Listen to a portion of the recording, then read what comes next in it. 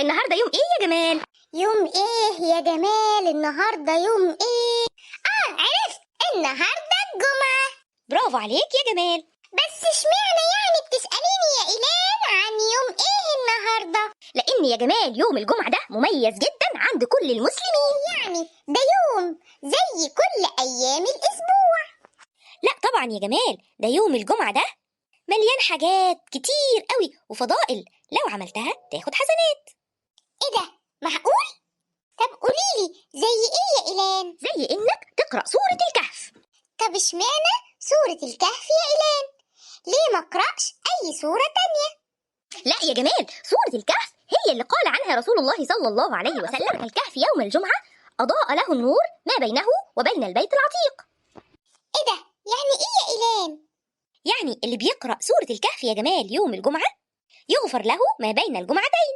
ومعنى أضاء له النور ما بينه وبين البيت العتيق يعني بيطلع نور جامد جدا من تحت رجليه لحد السما فوق يا جمال، والنور ده بيضيء للشخص اللي بيعمل كده يوم القيامة. الله، كل ده بس عشان قرأ سورة الكهف يوم الجمعة؟ أيوة طبعا، واظب يا جمال على قراءة السورة دي كل يوم جمعة.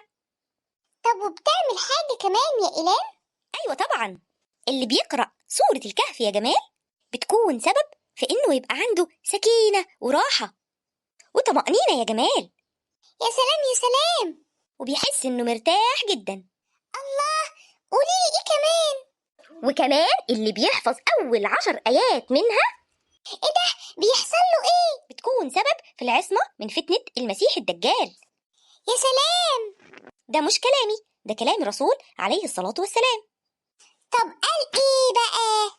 قال رسول الله صلى الله عليه وسلم: عليه الصلاة والسلام: من حفظ 10 آيات من أول سورة الكهف عصم من فتنة الدجال، وكمان آخر 10 آيات.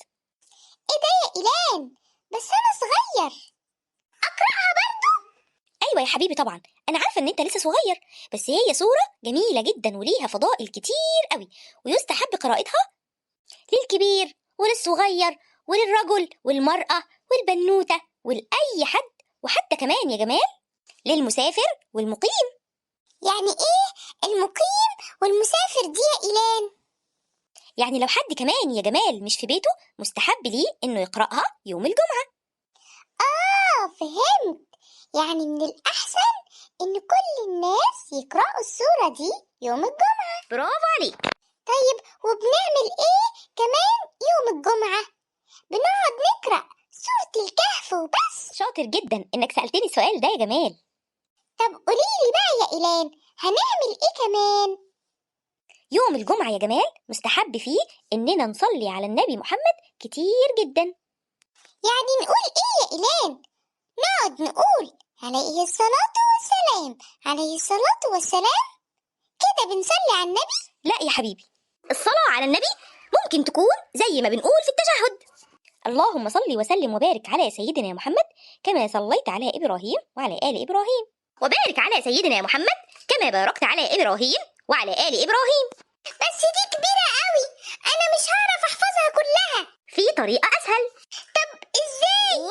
اللهم صل وسلم وبارك على سيدنا محمد. ياه، إيه ده؟ بس كده؟ طب ولو قلت كده بس يا إيلان هاخد نفس الثواب؟ طبعا يا جمال يا حبيبي هتاخد نفس الثواب. خلاص، يبقى أنا من النهاردة كل يوم جمعة أقرأ سورة الكهف وأصلي على النبي. إيه ده؟ أصلي على النبي كم مرة يا إيلان؟ النبي على قد ما تقدر. يا سلام يا سلام لو بقوا 1000 مرة. طب يعني لو ما قدرتش، أقل حاجة إيه؟ صلي على النبي يا جمال طول اليوم من غير عدد، وهتلاقي عندك يوم القيامة حسنات كتير قوي، وانت عملت حاجة بسيطة ما خدتش منك مجهود. صح ولا لا؟ صح جدا يا إيلان.